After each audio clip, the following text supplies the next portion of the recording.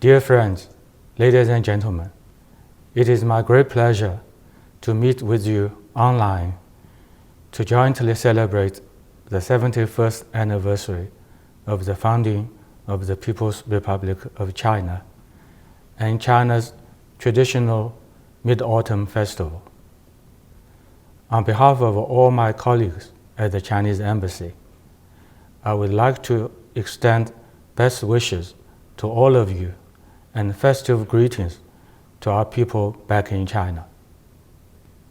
We are marking the occasion in the context of the global efforts against COVID-19. I wish to take this opportunity to pay high tribute to the courageous frontline workers who are still fighting the disease. I also wish to thank all of our friends, compatriots, and students who have given invaluable support to China's fight against the pandemic. The unexpected outbreak of COVID-19 has changed people's lives and brought unprecedented challenges to the governance of various countries and the whole international governance system. More than ever before, we should put people and life before everything else, follow the guidance of science, and show the goodwill and wisdom for solidarity and coordination. More than ever before, we should support and care about each other and get through this together. Amid the complex changes, the Chinese people and Chinese government keep to the right path and firmly stand on the right side of history. We have all along upheld the people-centered philosophy of development and stayed true to our original aspiration to pursue happiness for the people and revitalization for the nation. Since the beginning of this year, the Communist Party of China has led the Chinese people in making all-out efforts to control the virus. As we are restoring our life and economy to normalcy, we have every confidence to achieve our goals within the set time frame. That is, to accomplish the building of a moderately prosperous society in all respects, and to lift out of poverty all rural residents living under the current poverty line. We are committed to deepening reform and opening our country even wider in an all-out way. We have implemented the foreign investment law and are working hard to shorten the negative list on the access for foreign investment to the Chinese market, further open up the services sector, widen market access to the manufacturing sector and agriculture, and push forward the development of a Hainan Free Trade Port. China will soon launch the 14th five-year plan, and it is striving to promote modernization of its system and capacity for governance, and foster a new development paradigm with domestic circulation as the mainstay, and domestic and international circulations reinforcing each other.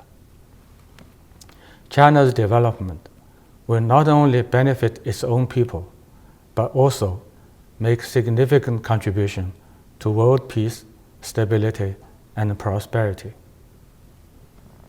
We have all along firmly championed and practiced multilateralism and worked to build a community with a shared future for mankind.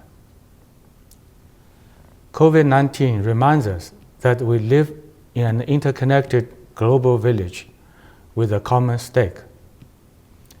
COVID-19 is a challenge to the entire humanity, and no country can handle its impact alone. A global challenge of this magnitude cannot be solved by the traditional toolbox of great power competition. Obsession with the Cold War mentality and ideological confrontation will lead nowhere. Strengthening international coordination and cooperation, and reforming and improving international governance is the only right path forward. President Xi Jinping pointed out in his address to the general debate of the 75th session of the United Nations General Assembly that China will continue to work as a builder of global peace, a contributor to global development, and a defender of international order. It will continue to be actively involved in and contribute to the international fight against COVID-19. We will continue to share our epidemic control practices, diagnostics, and therapeutics with other countries, provide support and assistance to countries in need, ensure stable global anti-epidemic supply chains, and actively participate in the global research on tracing the source and transmission routes of the virus. At the moment, several COVID-19 vaccines developed by China are in phase 3 clinical trials. When their development is completed and they are available for use, these vaccines will be made a global public good, and they will be provided to other developing countries on a priority basis.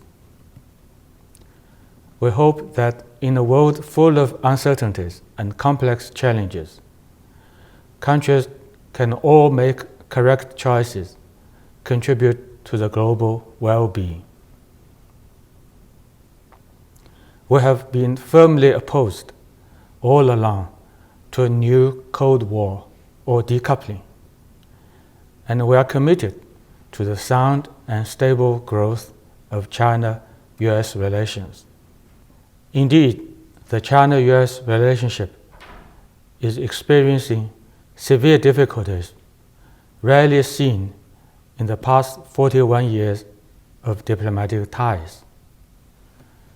Some people attempt to write off the hard-won achievements in China-US relations, stoke up decoupling, and incite ideological confrontation and a new Cold War. This has seriously undermined the fundamental interests of the Chinese and American people. As President Xi said, China is committed to peaceful, open, cooperative, and common development. We will never seek hegemony, expansion, or sphere of influence. We have no intention to fight either a Cold War or a hot war with any country. We will continue to narrow differences and resolve disputes with others through dialogue and negotiation. We believe that a sound and stable China-US relationship is in the interests of both countries, and it is needed for achieving the rejuvenation of the Chinese nation and building a community with a shared future for mankind. China's policy towards the United States is highly stable and consistent.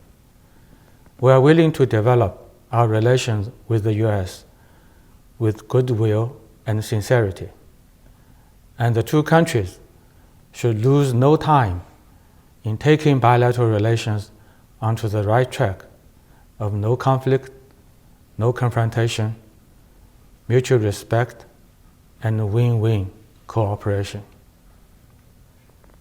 Dear friends, we Chinese often say, for all the vicissitudes of human society, the right path shall always prevail. I call upon all of you to work together to overcome difficulties and create a better tomorrow for mankind. Once again, I want to express heartfelt thanks to our friends who have cared for and supported the development of China and China-US relations. I wish all of you and your families health, happiness, and all the best. Thank you very much.